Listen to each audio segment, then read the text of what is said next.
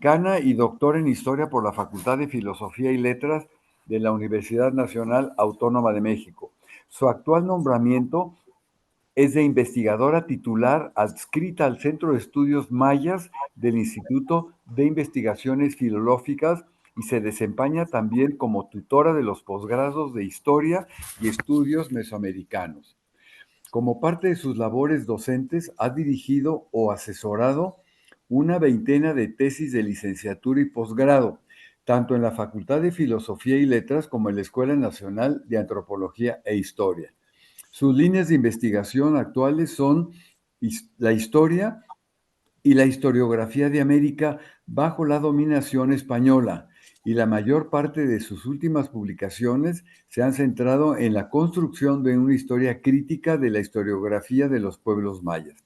En este sentido, se destacan sus publicaciones sobre la vida y obra de Fray Diego de Landa, evangelizador y obispo de Yucatán, sus estudios sobre las relaciones geográficas del siglo XVI y sus colaboraciones en la obra colectiva Historiografía Mexicana, editada por el Instituto de Investigaciones Históricas de la UNAM.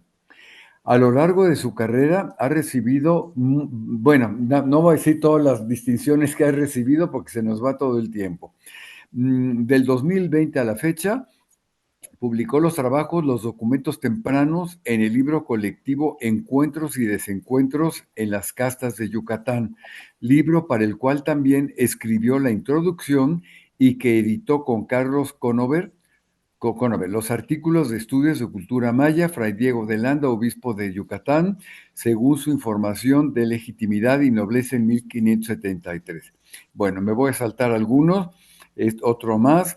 Primeros, este es el libro Hablar y Vivir en América, de reciente aparición. Primeros pasos, andanzas y extravíos de Hernán Cortés en el mundo maya, en el libro colectivo publicado por la Facultad de Filosofía y Letras, La Conquista, Reflexiones del siglo XXI, de la realidad vivida a las historias contadas. Pues no nos queda más que darte la más cordial bienvenida, darte la bienvenida por parte del Centro de Estudios. Eres siempre una amiga aquí del Centro de Estudios. Yo siempre te recuerdo con gran cariño, sobre todo por tu dedicación y tu vocación.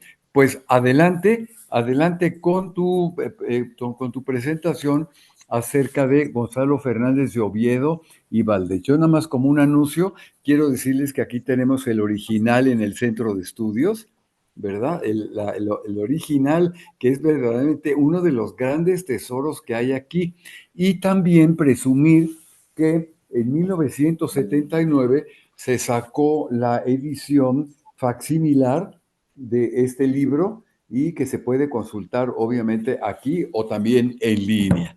Pues nuevamente muchas gracias, Mari Carmen, y te escuchamos con gran gusto. Adelante. Bueno, buenas tardes.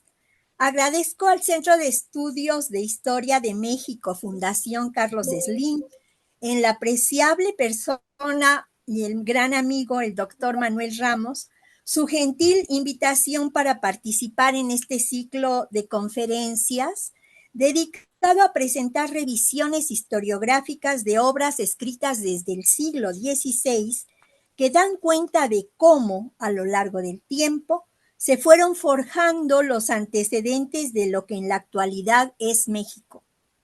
También agradezco al señor Rubén Martínez su apoyo en las cuestiones cibernéticas. Espero que esta exposición les resulte de interés y sobre todo que la consideren como una invitación para emprender la lectura de algunos de los textos que mencionaré.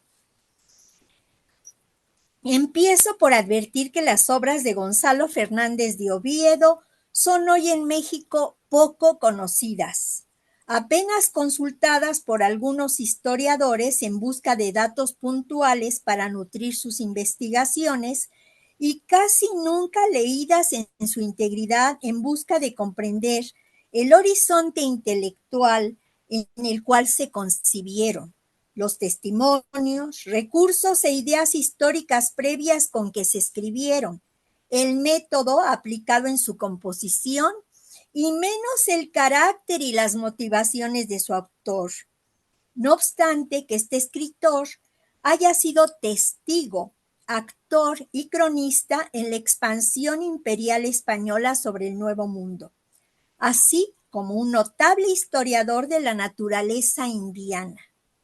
Representante de la visión del mundo renacentista y del pensamiento científico basado en la observación y la experimentación. Además de que buena parte de su larga vida, de casi 8 décadas, haya transcurrido inmersa en el proceso de definición y ocupación de nuestro continente durante la primera etapa de la globalización, cuyas características han influido de manera determinante en el desarrollo de la historia hasta la actualidad. Y también que haya compartido escenarios, intereses y entrado en conflicto con otros dos grandes escritores de los llamados cronistas generales de Indias. El lombardo Pedro Mártir de Anglería, a quien por sus expresiones podemos considerar que envidiaba, debido a su excelente fortuna como autor protegido por los reyes católicos, y su enemigo declarado, Bartolomé de las Casas, con el cual sostuvo agrios enfrentamientos políticos por cuestiones de proyectos opuestos de colonización en las costas de Sudamérica, y quien, por considerar las obras de su antagonista como contrarias a sus argumentos en la defensa de los naturales, puso en juego la gran influencia que llegó a tener ante el Consejo de Indias para estorbar el que su historia fuera publicada en su totalidad. Fernández de Oviedo fue un hombre de acción y de letras, autodidacta y escritor prolífico que acometió, con audacia de aficionado, un vasto horizonte temático y practicó distintos géneros literarios, aunque su pasión fue la historia natural. A lo largo de más de 3 décadas, redactó informes y memoriales destinados a las autoridades. Hizo traducciones de textos de diversa índole del toscano al español. Escribió una novela y varios tratados sobre moral, heráldica y genealogía real, anales e historia, aún en prosa y en verso. Para comprender sus diversos intereses intelectuales, es preciso conocer por lo menos los episodios más significativos de su biografía, digna, por otro lado, por sus aventuras y desventuras ocurridas de uno y otro lado del océano, de inspirar una novela. Gonzalo nació en la villa de Madrid en 1478, hijo de hidalgos y con un padre aficionado a los relatos históricos.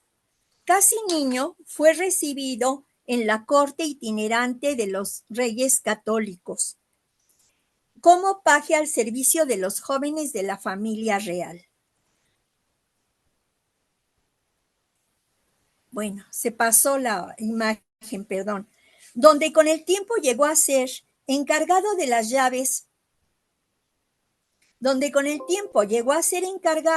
llaves de la cámara del príncipe heredero don Juan. En 1492 fue testigo de la rendición de Granada y en 1493 de la recepción de Cristóbal Colón en Barcelona, al regreso de su primera exploración oceánica. Entonces conoció las más tempranas noticias sobre el archipiélago antillano y tuvo una visión fugaz de sus pobladores por los indígenas taínos que el almirante presentó ante los soberanos. En sus años como servidor de la corte, además de adoptar los modales e ideales caballerescos, algo debió de aprender del mundo de las letras, porque ya entonces empezó a ser reconocido por sus habilidades caligráficas y por algo muy curioso, por su habilidad con unas tijerillas para cortar pequeñas imágenes en papel. lo cual era para entretener pues a los jóvenes de la realeza en sus horas de ocio.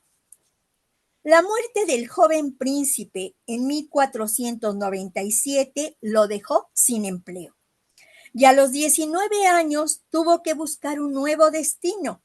Así que viajó a la península italiana con el propósito de encontrar acomodo al servicio de alguno de los poderosos gobernantes de sus repúblicas o reinos. En Milán fue recibido por el duque Ludovico Sforza. Servir en la corte renacentista del famoso Moro, donde coincidió con Leonardo da Vinci, se presenta como una oportunidad prometedora para su futuro. Sin embargo, al estallar la guerra con el rey de Francia, decidió marcharse a Mantua, donde se unió al séquito del cardenal Giovanni Borgia, aunque por poco tiempo, pues el prelado murió presuntamente envenenado por su pariente César. Con motivo del traslado de los restos del eclesiástico, viajó a Roma. Visitó la corte pontificia y asistió a la celebración del jubileo del año 1500. Luego, en su peregrinar en busca de colocación, fue acogido en la corte del rey de Nápoles, donde tuvo oportunidad de conocer a algunos humanistas destacados. Aprendió el toscano, se aficionó a los estudios científicos y literarios y adquirió los libros que lo acompañaron el resto de su vida.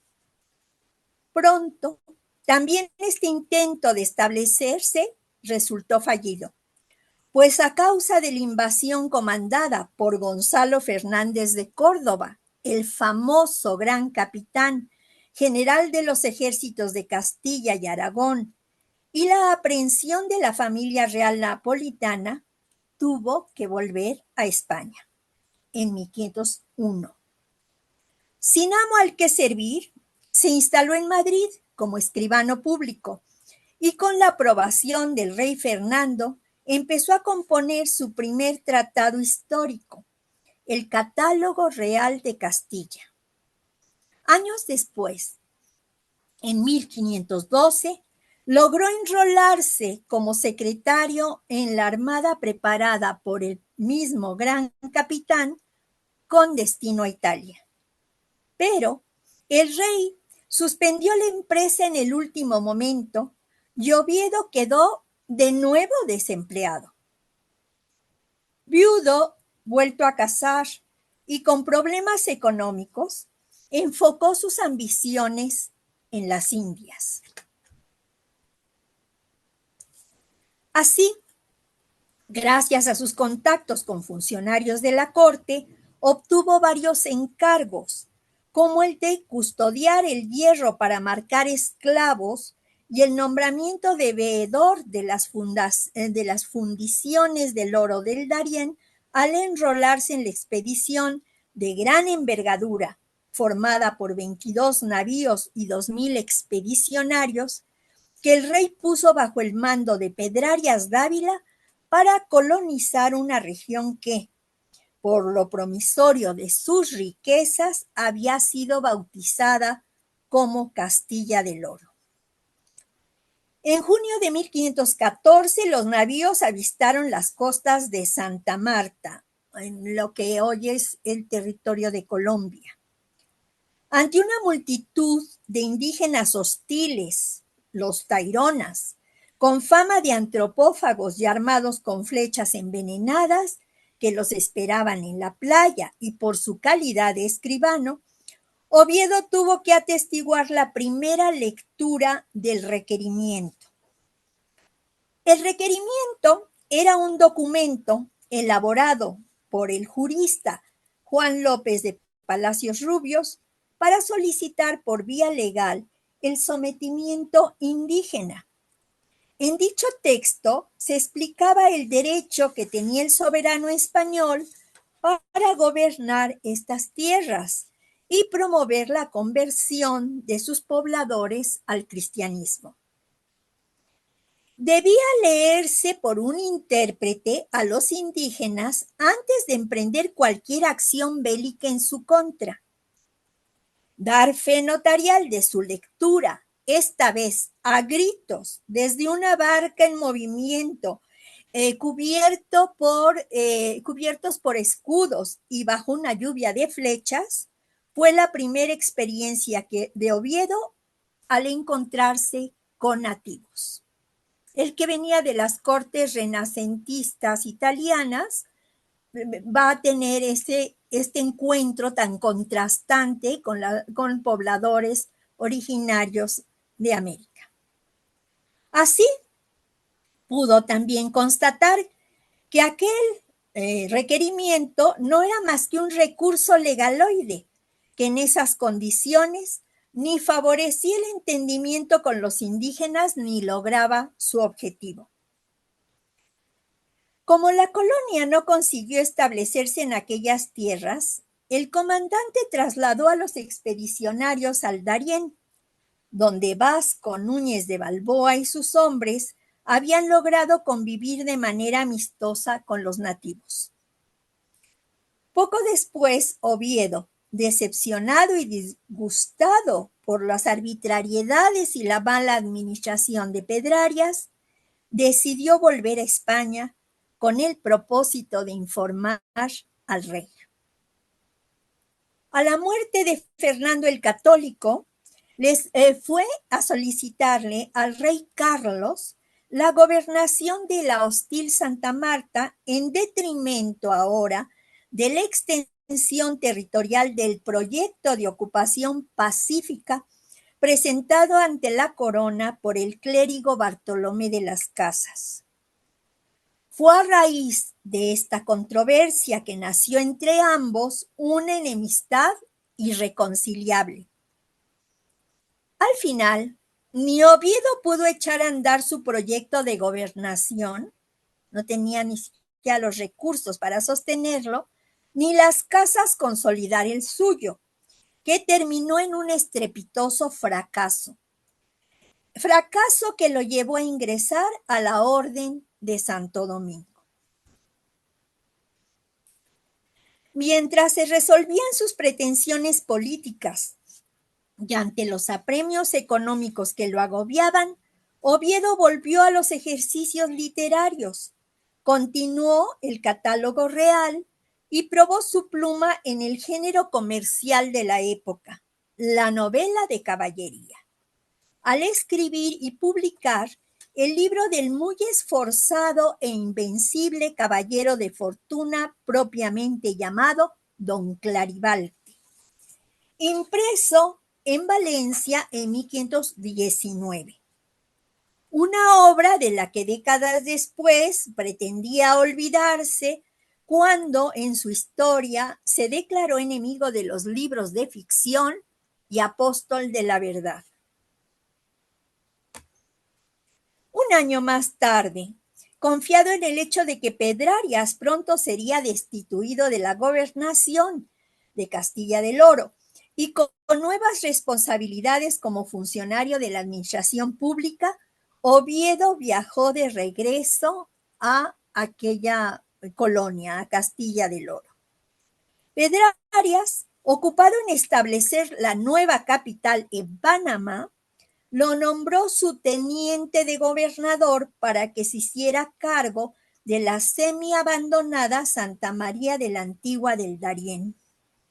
Entonces, en su empeño por revitalizar la región, entró en conflicto con indígenas y españoles.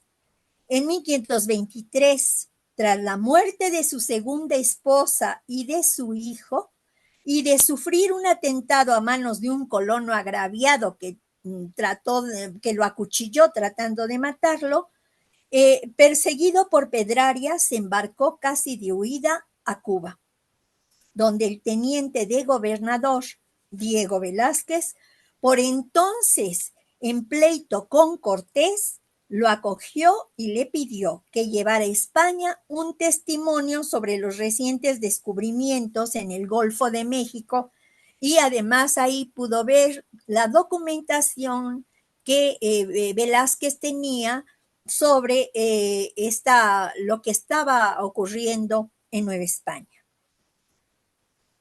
De paso por Santo Domingo, contrajo su tercer matrimonio.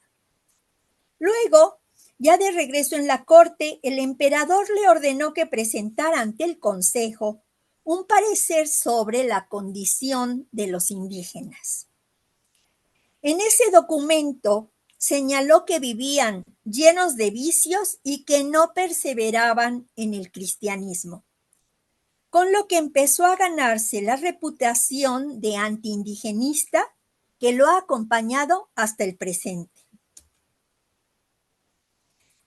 Entonces, aprovechó la reputación de que ya gozaba esta otra reputación como funcionario experimentado en asuntos indianos para obtener el privilegio imperial de publicar un libro a su costa, donde reproducía de memoria los apuntes que había dejado en Santo Domingo, resultado de sus observaciones, investigaciones y experimentos sobre la naturaleza de las tierras por las que había transitado.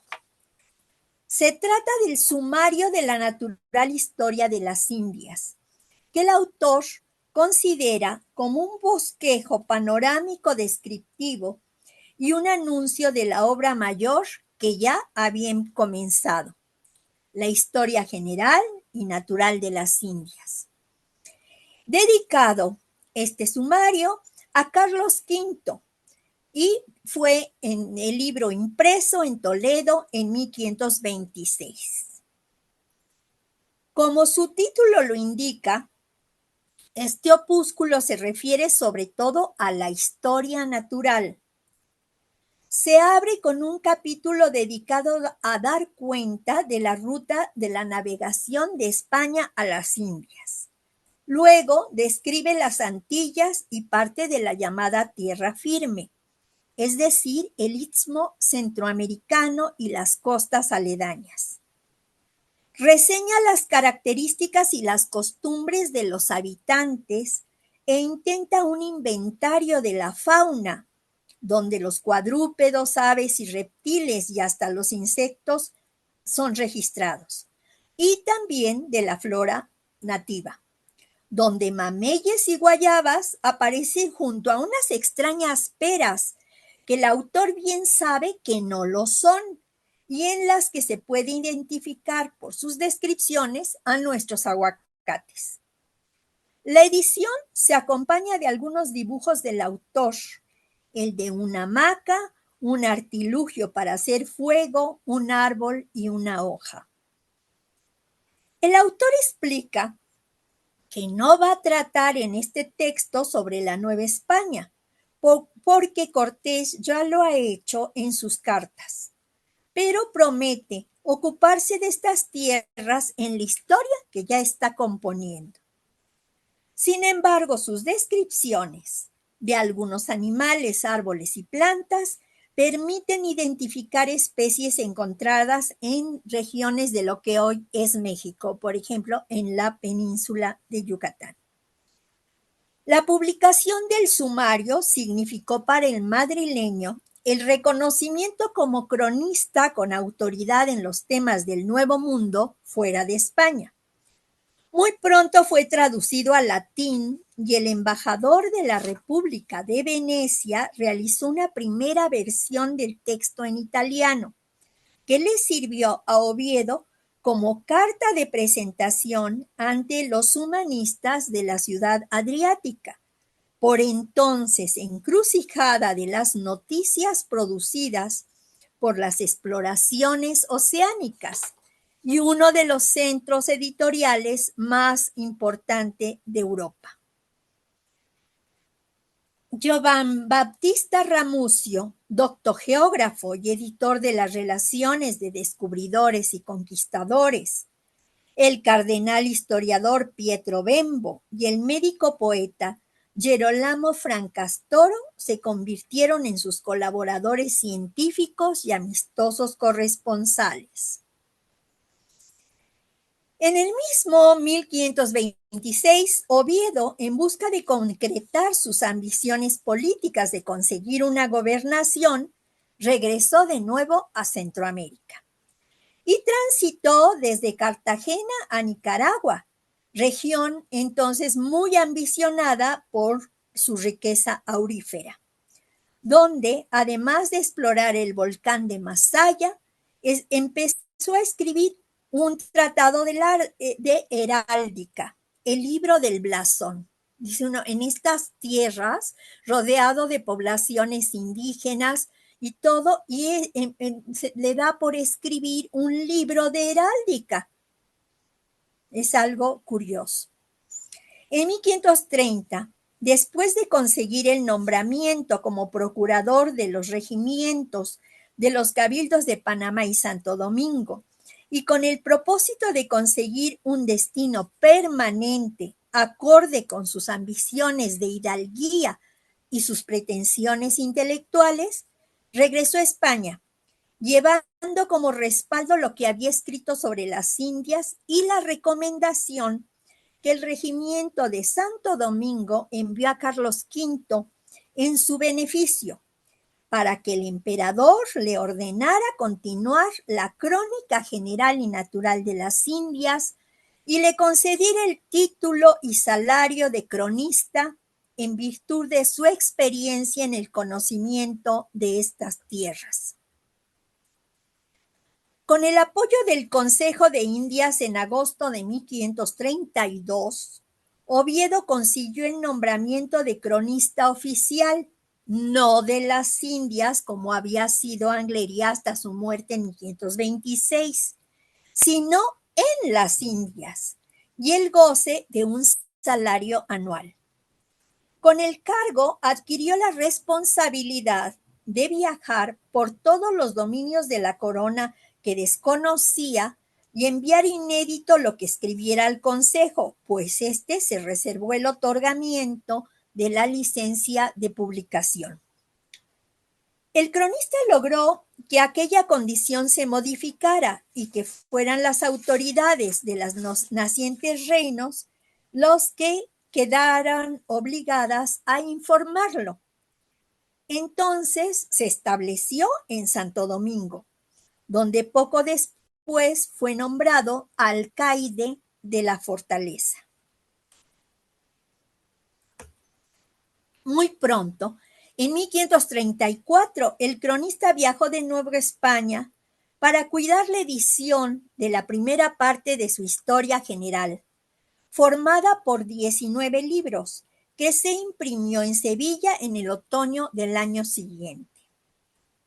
En el libro 17 ya aparecen capítulos dedicados a dar cuenta de las 3 expediciones organizadas en Cuba que exploraron las costas de la península desde entonces llamada Yucatán y el litoral del Golfo de México.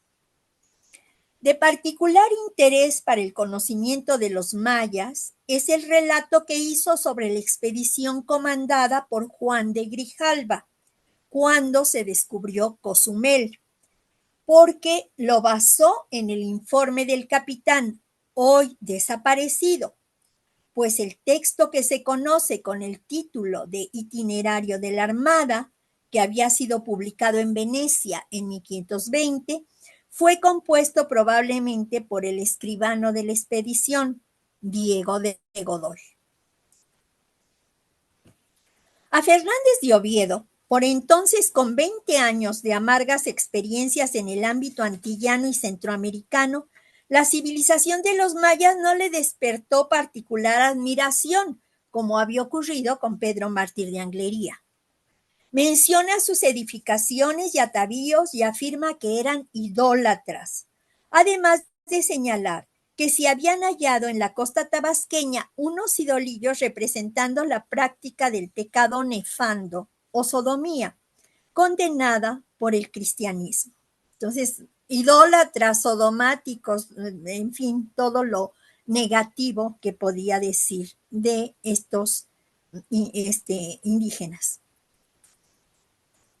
En 1536 regresó a Santo Domingo y durante los siguientes 10 años se dedicó a continuar su historia y también a componer otras obras donde plasmó los anhelos caballerescos heredados de su juventud, como el libro de las batallas y quincuagenas, donde se ocupó de reseñar la genealogía de la nobleza española. Una obra compuesta en forma de diálogo entre el propio alcaide, o sea, el mismo, y un sereno, donde consignó muchos datos de su biografía. Vale aquí anotar que los diálogos de inspiración platónica fueron un recurso retórico muy usado entre los humanistas del siglo XVI. Oviedo, que había soñado con fundar un mayorazgo, por entonces tuvo que enfrentar la pérdida de su único hijo varón y poco después la de su pequeño nieto que estaba bajo su custodia en Santo Domingo. La muerte de su heredero fue un suceso doblemente trágico para el cronista, pues se enteró de que se había ahogado al pasar un río mientras revisaba las relaciones que había recibido sobre los sucesos de la expedición comandada por Diego de Almagro en tierras chilenas. Entonces escribió: Oíd, pues, los que de libros vanos y fabulosos no os preciáis. Escuchad los que de verdaderas historias queréis parte. La continuación de este infelice camino e infelice ejército, e infelice capitán general de él, e infelice cronista que os lo cuenta. Y sabréis cuánta parte me cupo de estos trabajos. Veréis que no son metáforas, sino tan al propio discantada la historia, que basta para que de eso poco que de la vida me queda, sea de padre desconsolado, el lastimado con la muerte de un solo hijo que tenía. En mis pecados dieron lugar que ahí se perdiese.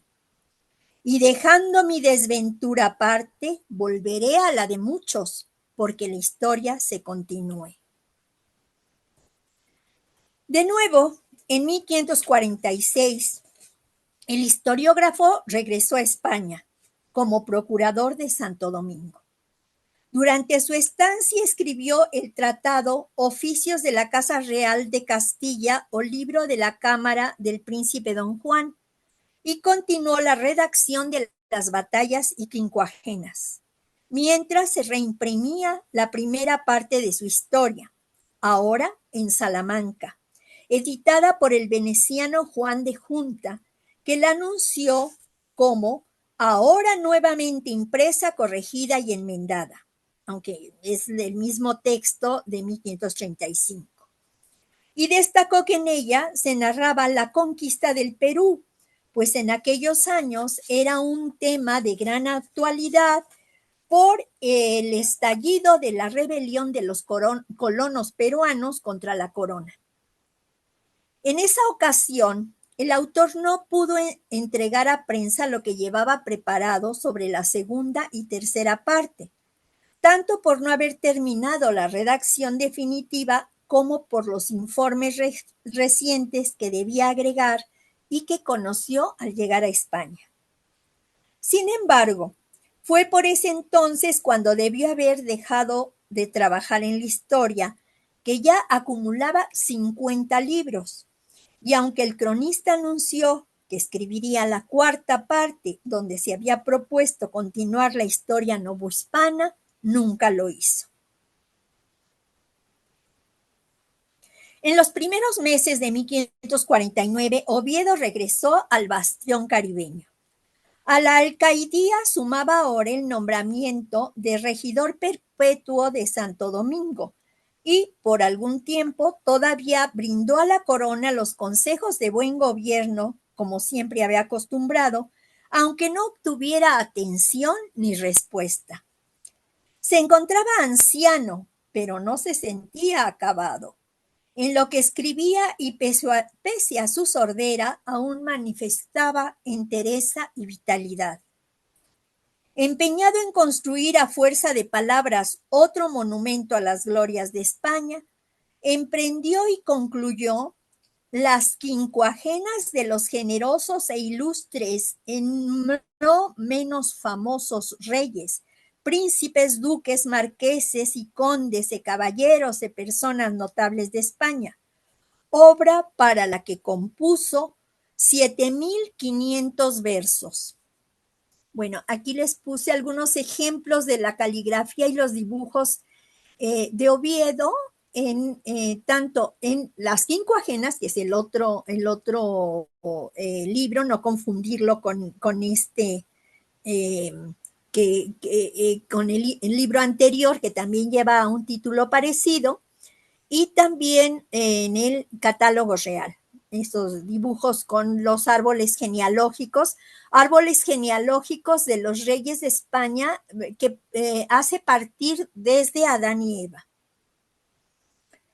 La noche del 26 de junio de 1557 murió Gonzalo Fernández de Oviedo y Valdés a los 79 años en el interior de su fortaleza.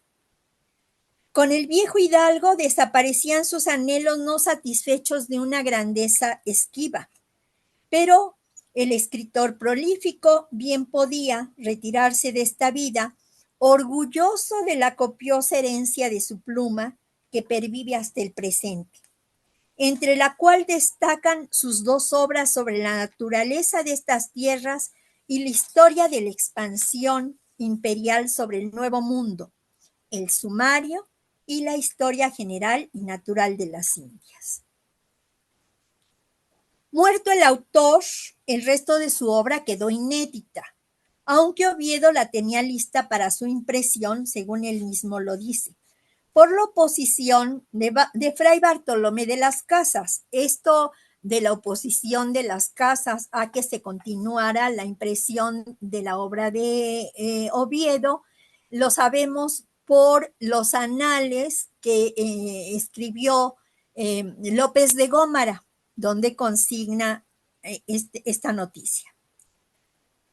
Solo se imprimió en Valladolid en 1557, el año de su muerte, el libro 20 de la segunda parte de la Historia General, que trata del primer viaje de circunnavegación bajo la capitanía de Magallanes y Elcano, realizado entre 1519 y 1522.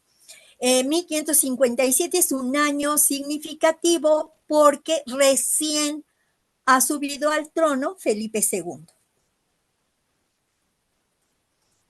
Los manuscritos de la historia, a principios del siglo XVII, fueron recogidos por la Casa de Contratación y en la siguiente centuria, junto con los documentos coleccionados por Juan Bautista Muñoz, autor del proyecto de organización del Archivo General de Indias, pasaron a la Real Academia de la Historia, donde en la actualidad se conservan, aunque existen copias fragmentarias de distintas épocas dispersas en otros acervos españoles.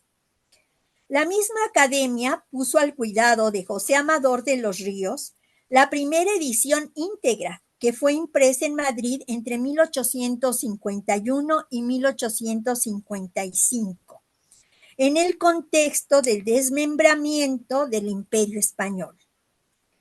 Todavía, en esa ocasión, Oviedo se vio enfrentado a las casas, pues los académicos tuvieron que elegir entre publicar su historia o la historia de las Indias del Dominico, y pues se inclinaron mejor en medio de cómo estaba siendo España acusada de una gran cantidad de arbitrariedades y abusos en América, pues por la de Oviedo y no por la de el fraile dominico.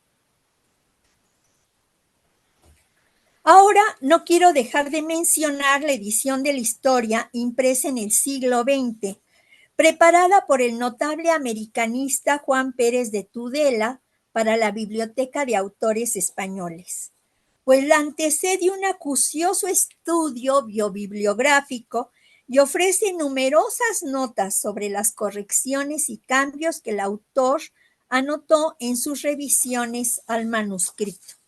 En realidad, mucha de la información que les estoy ahora compartiendo viene de los estudios de Juan Pérez de Tudela. Si por su vocación como naturalista Oviedo aspiró a ser reconocido como el Plinio del Nuevo Mundo, como cronista pensaba que la historia debería ser ministro de la prudencia y maestra de la vida. Por eso siempre declaró estar comprometido con la verdad y criticó con tonos agrios a los que escribían sin conocer estas tierras ni haber atestiguado lo ocurrido en ellas, como Pedro Mártir de Anglería. Así se mostraba orgulloso de no haber obtenido sus datos de sus muchas lecturas, sino a costa de muchos trabajos y peligros. Sin embargo, cuando su tarea se complicó con la obligación de registrar las hazañas de los españoles en las conquistas, ante la imposibilidad de presenciarlo todo, sometió las relaciones que recibía a la crítica. Tomó como garantía de veracidad la calidad social o la reputación honorable de sus testigos y el número de los dispuestos a dar razón de los hechos. Al escribir adoptó una regla que nos dice: lo que viere, testificarlo de vista llanamente, y lo que oyere, decir a quien lo oyó, en lo que leyere, dar el autor. Lo que el autor consideró su compromiso con la verdad lo llevó a constituirse en juez de los hechos de sus compatriotas, y así como destacó las conductas cuando las estimó heroicas, las censuró cuando se cometieron atrocidades sin más fin que satisfacer ambiciones desmedidas. En la historia general, el propósito del autor es ofrecer un panorama actualizado del proceso inconcluso de integración de las conquistas al imperio.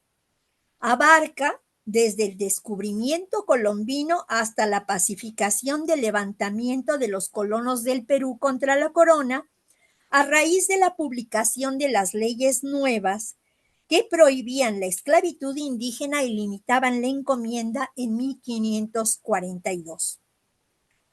La obra consta de 3 partes, como ya lo hemos mencionado, divididas en 50 libros formados por capítulos.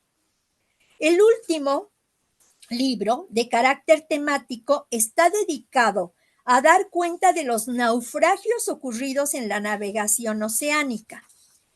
La estructura, pues, de toda la obra, trata de seguir un orden cronológico y geográfico, pero como la información cambia con rapidez, el autor compone y recompone sus textos según recibe o encuentra nuevos datos. Por eso deja los libros abiertos y escribe al final de ellos unos apartados a los que llama depósitos. Al referirse a las distintas provincias, intenta empezar por una descripción de la naturaleza, los accidentes geográficos, la flora y la fauna, sin olvidar las características de sus habitantes, para luego narrar los hechos de las exploraciones y conquistas.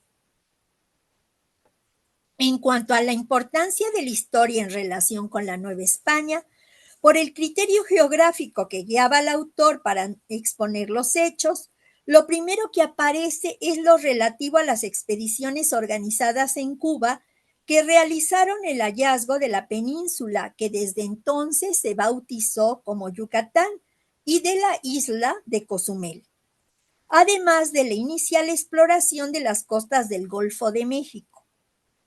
En ese libro que mencionamos, el número 17. Los capítulos de este libro los escribió con las noticias que le dio su conocido, el clérigo Benito Martín, enviado por Velázquez a España para negociar su nombramiento como adelantado de Yucatán después del viaje de descubrimiento comandado por Hernández de Córdoba, recuerdan, en 1517. También están estos capítulos redactados con la relación de Grijalva que les mencioné, hoy desaparecida, y con los testimonios de los procuradores de Cortés, que eran Montejo y Portocarrero, y del piloto que condujo las 3 expediciones exploradoras, Antón de Alaminos. Además de los informes que le confió el propio Velázquez para entregarlos al emperador cuando Oviedo pasó por Cuba en 1523. Luego, para escribir sobre la conquista de Yucatán en la etapa que va de 1528 a 1533, siguió el testimonio oral de Alonso Luján, a quien interrogó en Santo Domingo en 1541, un conquistador que había militado bajo la comandancia de Alonso Dávila y que resultó un notable observador del mundo indígena, que aparece este testimonio en el libro 32 de la segunda parte, o sea, no se publicó en aquellas primeras ediciones, donde también en ese libro se pueden encontrar datos referentes a Yucatán, también en el libro 21. Por la originalidad de estos testimonios, la historia se convierte en una fuente muy importante para estudiar a los mayas peninsulares.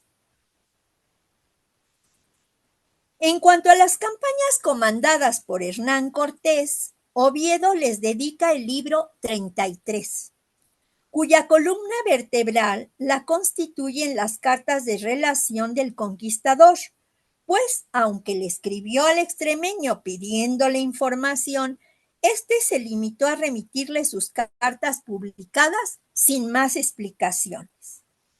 No obstante, la lectura de este libro no deja de presentar interés tanto por la forma en que el autor integró la conquista de Tenochtitlan en la historia general, como por los juicios que, desde su postura de conocedor del amplio proceso de ocupación del continente y de las consecuencias que en esta ocupación había tenido aquella conquista en particular, emitió sobre los protagonistas y los hechos juicios positivos juicios positivos o no sobre los actos que realizaron. Conforme se adentra en el doble ejercicio de leer y recomponer los relatos de Cortés, Oviedo sucumbe a la fascinación ante el carismático comandante que con ingenio y habilidad vencía los más peligrosos obstáculos, pero sobre todo lo admira en las acciones bélicas por su valentía ejemplar propia de su condición de hidalgo. Así, al referir la prisión de Moctezuma, sorprendido de que siendo un soberano tan poderoso se hubiera dejado someter por un puñado de españoles, califica al Tlatoani de o muy falto de ánimo, o pusilánimo, o muy prudente, aunque en muchas cosas los que lo vieron le loan de muy señor el liberal y en sus razonamientos mostraba ser de buen juicio. Entonces, el evocador de las actitudes de reyes y caballeros en resguardo de la honra, trata de encontrar explicación a una conducta que, desde su concepto de la nobleza, le parece indigna, aunque le encuentre una explicación a que Moctezuma se haya rendido por cuestiones de la intervención de la providencia, sin dejar de reconocer que Cortés pudo someter a tan poderoso señor porque era un mañoso, sagaz y diestro capitán. La ruptura del cerco indígena y la retirada de Tenochtitlan tras la muerte del Tlatoani inspiran al cronista para elogiar el arte militar del comandante, de acuerdo con la autoridad de Flavio Vegencio, e interpretar, según las teorías del tratadista latino sobre la guerra, las prácticas bélicas del extremeño y sus hombres, que considera los hace más gloriosos a todos en general y a él en especial, que a capitán y milites de todos cuantos en estas partes e Indias han meneado las armas. Oviedo ya no oculta su admiración al trazar el gallardo perfil de quien ha logrado encarnar el modelo del caballero cristiano que alcanza su más alta dimensión frente a la adversidad. Así, cuando los conquistadores, desanimados por la derrota, le sugieren retirarse a la costa, el cronista declara: paréceme que la respuesta que a esto les dio Hernando Cortés, en lo que hizo en ello, fue una cosa de ánimo invencible, y de varón de mucha suerte y valor. Y pone en labios del extremeño una arenga que desarrolla ampliamente las ideas que, con brevedad y sencillez, consignaba el extremeño en la carta relación. Oviedo encuentra que en Cortés concurren las cualidades de prudencia, consejo, industria y fatiga que el persa Ciro consideraba eran deseables en un príncipe, además de saber mandar su ejército y obtener la obediencia con los medios adecuados a las circunstancias. Así escribe: «E tan manso e benigno era en la paz, como áspero e recio punidor de los que con el cuchillo habían de ser corregidos».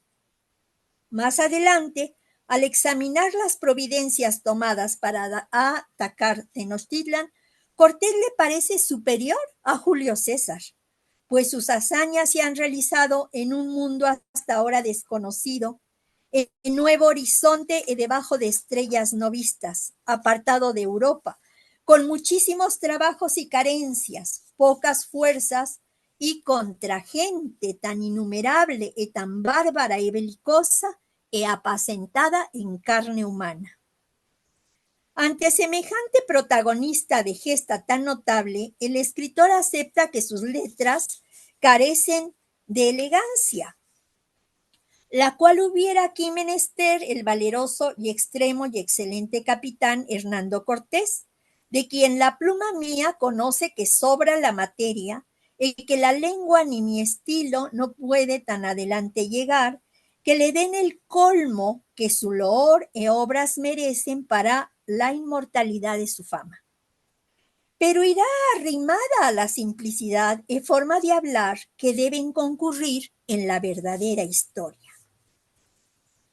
Tal como Cicerón había solicitado al pueblo romano que lo premiara con la perpetua memoria de su victoria sobre el conjurado Catilinia, así este invicto capitán lo debe pedir a toda la nación de España, ya que sus victorias fueron en favor de la expansión de la fe, en servicio del rey, en ampliamiento de la honra de su patria en memoria de su propio linaje, y en sublimación y ensalzamiento de su misma persona, e ornamento de estas historias. Pero además de ser motivo para ocupación de autores e historiadores, estas hazañas debían quedar escritas, dice, en la memoria de los que viven, y que aquellos las enseñen a sus hijos, y a aquellos a los que procedieren de ellos, y de una edad a otra, y de tiempo en tiempo, siempre estén acordadas y perpetuadas en la mente de los humanos. No obstante los muchos méritos de tan excelente capitán, para el cronista la victoria no es la hazaña de un hombre solo. También es la esforzada hueste de los milites, a quienes nunca se les caían las armas de las manos, esos que por honra bautizó como cortesanos. Además, tampoco escatima la importancia de la ayuda recibida de los amigos confederados, es decir, de los pueblos indígenas que, admitida la soberanía del emperador, mantuvieron la lealtad al extremeño, tanto en la victoria como en la derrota, hasta la consumación de la conquista, sobre todo los tlaxcaltecas. Para Oviedo, el asedio de Tenochtitlan no tiene parangón con los famosos cercos de la historia antigua, Sagunto, Troya y Cartago. En cuanto a la mortandad resultante, Por el dicho de muchos testigos que allí estuvieron, puede calcular que superó a la provocada durante la toma de Jerusalén por Tito. Interpreta la destrucción de la urbe azteca como una de las mejor vengadas injurias y deslealtades que gente alguna ha en el mundo cometido. Porque los tenochcas, después de haber aceptado convertirse en súbditos del emperador, se rebelaron y alzados mataron y robaron a muchos cristianos. Por ello, Cortés los castigó y redujo a la servidumbre y subjeción perpetua de la corona real de Castilla. Más allá del dominio de las estrategias militares y las armas, el cronista que alguna vez había ambicionado convertirse en gobernador, todavía encontró motivos para elogiar al extremeño por la disposición que tuvo al organizar el territorio conquistado, y señala: nótese el cuidado e diligencia grande y la gran astucia de buen poblador que el gobernador Hernando Cortés tuvo en todo lo que convenía a ennoblecimiento y población de aquellas partes, y cómo sin perder tiempo inquirió todo lo que a esto convenía. Con base en lo anterior, parecería que el afán crítico de Oviedo sucumbió en forma total ante el controvertido capitán y gobernador. Sin embargo, el cronista mantuvo y manifestó una serie de desacuerdos, donde aflora la distancia que separaba su perspectiva de la del extremeño, respecto al proceso de conquista y colonización. Postura sustentada en el cuidado que siempre puso en evitar que pudieran considerarse sus opiniones como contrarias a lo establecido por la corona o la iglesia. Fuera de desaprobar los desacatos que se atreve a escribir Cortés al emperador por su rivalidad con Velázquez, tal vez las más significativas discrepancias estén representadas en la decisión de copiar a la letra un capítulo de la Cuarta Relación, donde el extremeño recomienda los medios para evangelizar a los naturales. Trasunto que Oviedo justifica con lo siguiente: no se deben mezclar mis palabras, ni quiero voto ni parecer en lo que en este caso dijo, porque no soy juez para ello. Lo cual puede interpretarse como una forma de no comprometer sus convicciones tan diferentes en este caso, pues Cortés afirmaba la buena disposición de los naturales para recibir la fe cristiana. Proponía a los frailes como los más idóneos para encargarse de la conversión y el empleo de los diezmos recaudados en estas tierras en favor del sostenimiento de una iglesia novohispana, libre de jerarcas cuya conducta relajada podía desmerecer del ejemplar practicada por los sacerdotes paganos. Recordemos que Oviedo siempre pensó que los naturales no perseveraban en el cristianismo.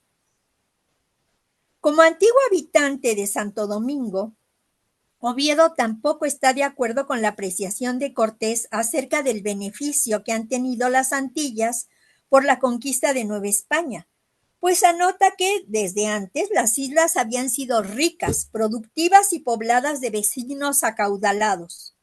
Explica que la afirmación del conquistador está viciada de resentimiento contra los que en ellas se habían negado a abastecerlo, y añade que en realidad la española, como las otras islas, más se habían empobrecido que medrado por las entradas al continente, pues quienes estaban avecindados en el archipiélago cedieron a la codicia y se marcharon a la tierra firme en busca de riquezas inseguras, donde muchos lo único que encontraron fue la muerte.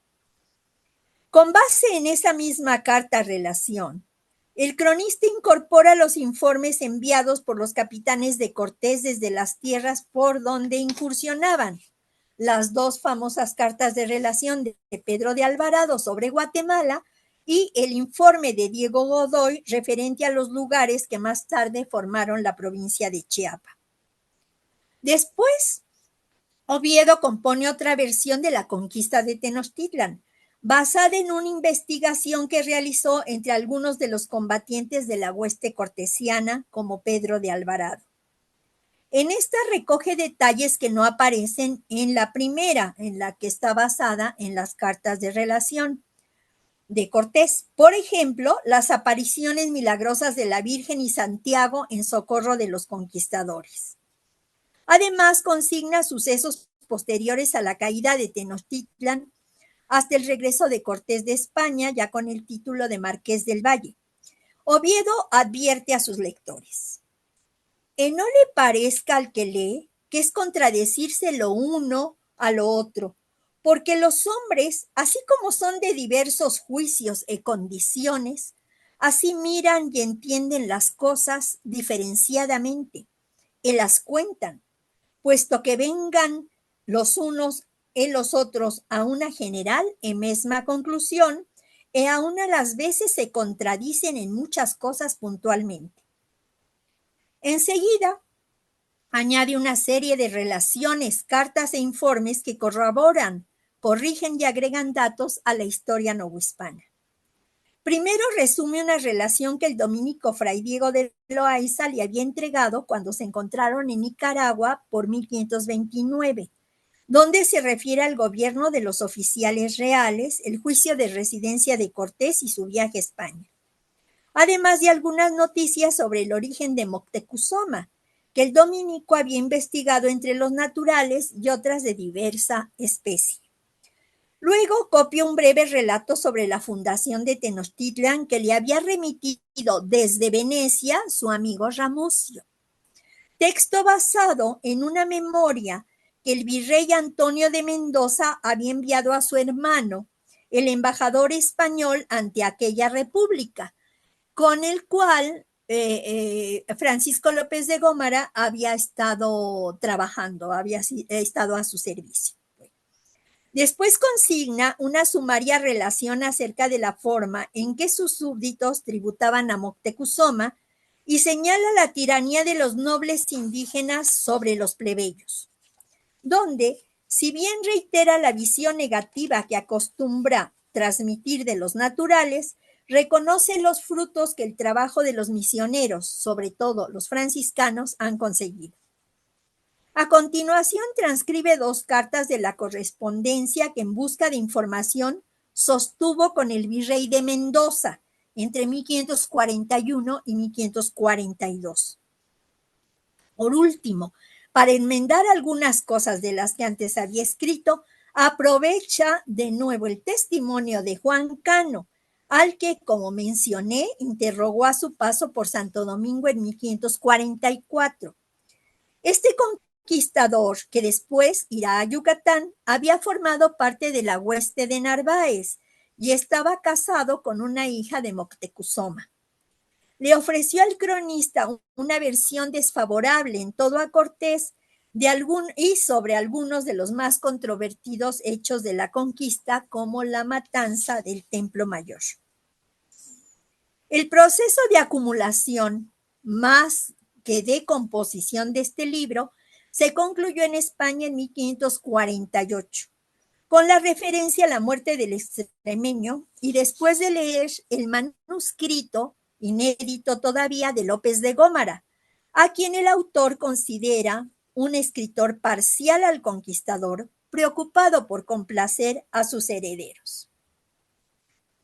Si bien Oviedo finaliza con la promesa de continuar los temas novohispanos en una 4ª parte de la obra que, como dije, nunca llegó a escribirse, en otros libros de la historia también se encuentran asuntos de interés directo para el conocimiento de este territorio. Con referencia a acontecimientos relacionados con Hernán Cortés, en el libro 20 se refieren las expediciones de Álvaro de Saavedra a las islas del Maluco, realizadas en 1528. Respecto de otras regiones, el libro 34 se ocupa de la entrada de Nuño de Guzmán a Michoacán y Jalisco, basado en los informes directos de algunos de sus hombres. Además, en 1547, el cronista encontró en España al propio Guzmán, que le aclaró sus dudas acerca de la existencia de amazonas en aquellas regiones. Ese libro concluye con el nombramiento de la audiencia de Nueva Galicia.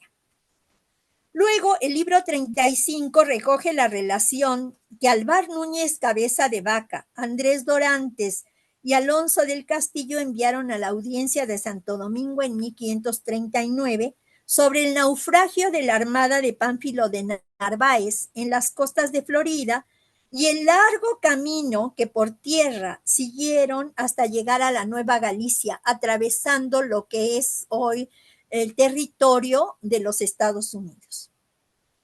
Finaliza con los informes que le proporcionó Alvar Núñez cuando se entrevistaron en Madrid en 1547, pues ya entonces su relación corría impresa.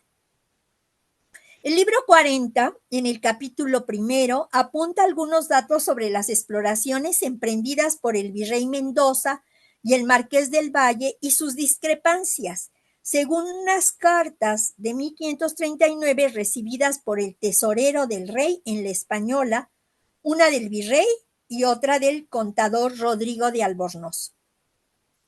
Por último, el libro 50, asignado a los naufragios, donde al tratar del que sufrió Alonso Suazo, le dedica largos párrafos al gobierno de este licenciado en Nueva España y a las supuestas discusiones que tuvo con los naturales acerca de asuntos religiosos. Oviedo, lector probado de textos historiográficos clásicos, medievales y del humanismo, aspiró a que su historia fuera verdadera y por lo tanto útil. Deseaba que respondiera al concepto ciceroniano de ser madre de la vida, es decir, a convertirse en una guía para la conducta de los hombres. El autor recurrió a Diodoro Sículo para afirmar con su autoridad que la historia sola, con palabras iguales a los hechos, trae consigo la verdadera utilidad, exaltando lo honesto y conculcando y hollando el vicio, o lo que no es loable es sí deshonesto. Y finalmente, por la experiencia que la historia pone de los tiempos pasados, venimos a perfecto vivir.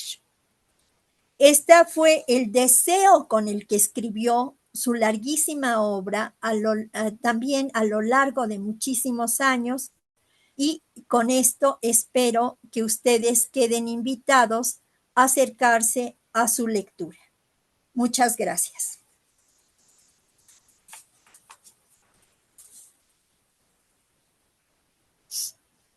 Ya, ok.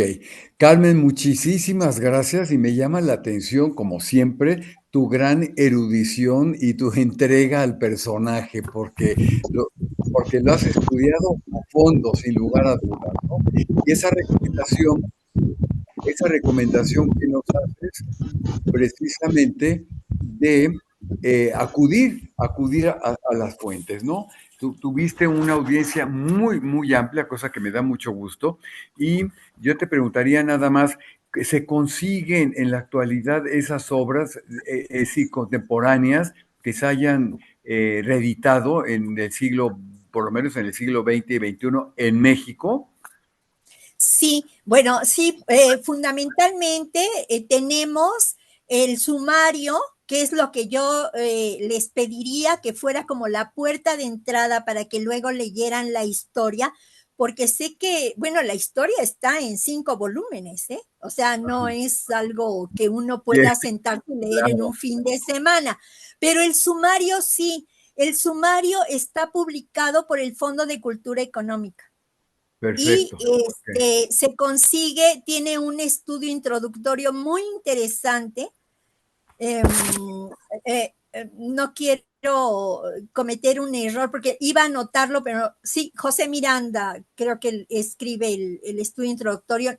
Tal vez me equivoqué porque no lo vi en este momento, Sí. pero se puede leer. Otra cosa que también creo que sería una lectura introductoria para poder acercarse a la obra, porque la obra es difícil y complicada y como les digo, como el propio Oviedo estaba tan atosigado con tanta información, y recuerden, no tenía los recursos que nosotros tenemos, o sea, todo lo iba escribiendo, además de su mano, o sea, con su propia pluma. Entonces, les recomiendo un libro que a mí me parece precioso, de Antonello Gerbi. Gerbi se escribe con G y B alta, publicado también por el Fondo de Cultura, que se llama La naturaleza de las Indias Nuevas. Y es sobre todo un estudio de lo mejor que tiene Oviedo, que es como historiador de la naturaleza. Entonces, es un libro precioso. Además, ese libro tiene un doble valor, porque quien hizo la traducción, todavía viviendo Gerbi, fue Antonio Alatorre, el filólogo Antonio Alatorre, que tiene un gran reconocimiento en las letras mexicanas y que tuvo, o sea, hizo un trabajo muy comunicado siempre con Gerbi, tiene notas que son de él, aparte de las notas muy eruditas y verdaderamente riquísimas de Gerbi.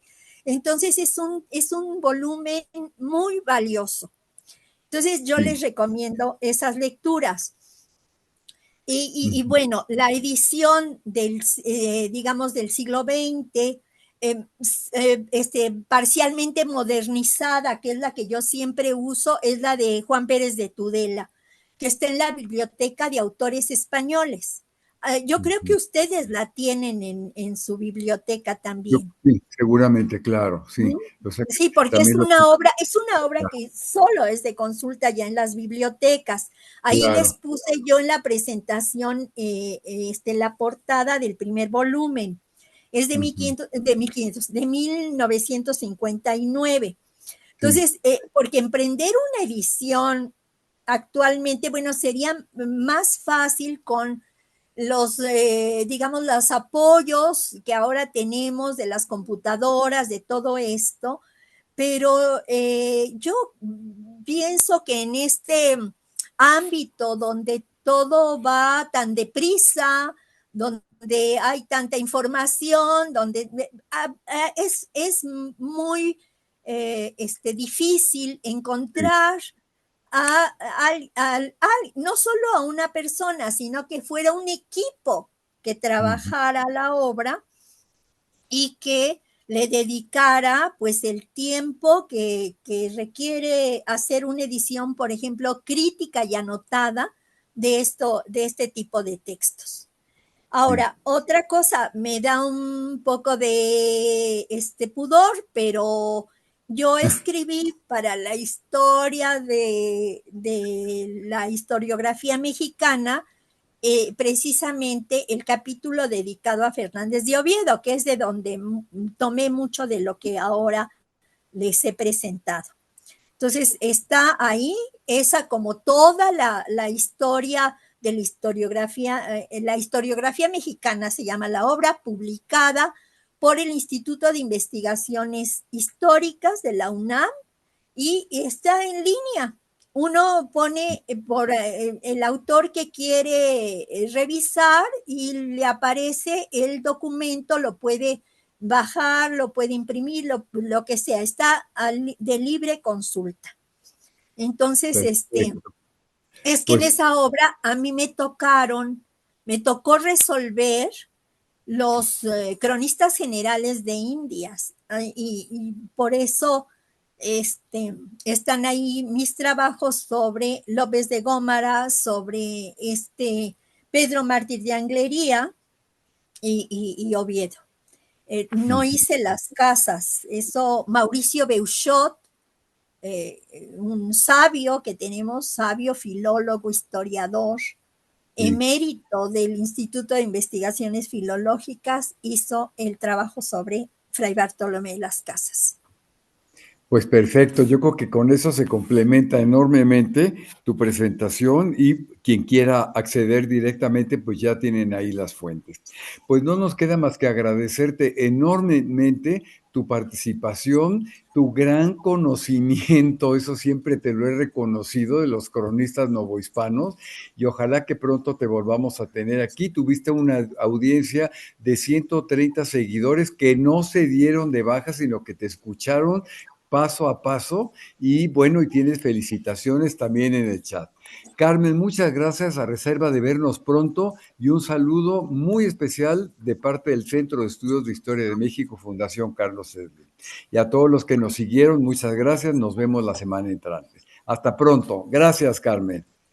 Hasta pronto, gracias. Muy amable, gracias.